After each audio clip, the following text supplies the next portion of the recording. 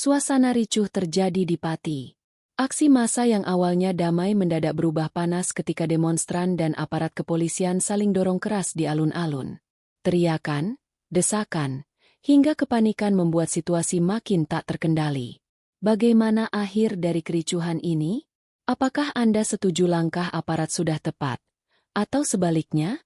Tulis pendapat Anda di kolom komentar. Pagi itu, alun-alun Kabupaten Pati tampak dipenuhi ratusan massa yang berdatangan dari berbagai penjuru. Mereka berkumpul dengan membawa spanduk, poster, serta teriakan lantang yang menyuarakan tuntutan kepada pemerintah daerah. Awalnya, suasana terlihat damai meskipun penuh sesak. Wajah-wajah penuh semangat tampak jelas, seolah mereka yakin kehadirannya bisa membawa perubahan. Di sisi lain, aparat kepolisian sudah bersiap sejak dini hari. Barisan panjang polisi berhelm dan berseragam lengkap membentuk pagar betis di depan gedung pemerintahan. Mobil pengurai massa dan kendaraan taktis pun berjaga di belakang barisan. Situasi ini menunjukkan bahwa pihak keamanan tidak ingin mengambil risiko bila keadaan berubah tidak terkendali. Seiring waktu, gelombang massa semakin besar. Teriakan mulai meninggi, dan beberapa orator naik ke atas mobil bak terbuka untuk menyampaikan pidato dengan suara berapi-api. Mereka memprovokasi semangat massa agar tidak mundur sebelum tuntutan dikabulkan. Suasana yang tadinya terkendali perlahan berubah tegang, membuat banyak warga sekitar memilih menjauh dari lokasi. Ketika sebagian massa mencoba mendekat ke pagar betis polisi, gesekan pun tak terhindarkan. Dorongan keras terjadi saat barisan depan demonstran berusaha menerobos. Polisi yang mendapat instruksi bertahan tak tinggal diam. Mereka menahan dengan tameng dan mendorong balik kerumunan. Saling desak itu berlangsung sengit, menimbulkan teriakan panik dari mereka yang terjepit di tengah keramaian. Debu jalanan yang beterbangan, keringat, serta suara peluit aparat menambah kesan kacau. Beberapa orang mulai kehilangan keseimbangan, jatuh, lalu buru-buru ditolong kawan di sebelahnya. Meski belum ada bentrokan fisik yang lebih keras, tanda-tanda kericuhan makin terasa jelas. Situasi semakin panas setiap menitnya. Di tengah kekacauan itu, muncul pertanyaan besar. Akankah aksi ini tetap berada dalam batas wajar, atau justru berubah menjadi kerusuhan yang lebih luas?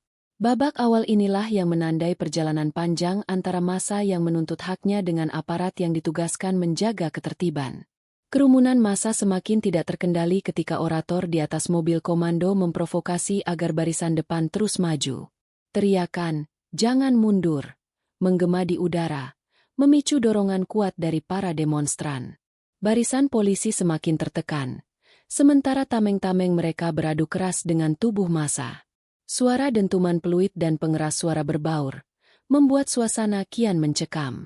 Beberapa orang yang berada di tengah kerumunan mulai kesulitan bernapas.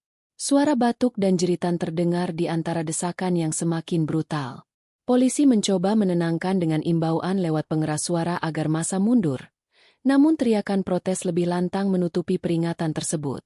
Ketegangan mencapai titik rawan, dan potensi kerusuhan besar semakin nyata.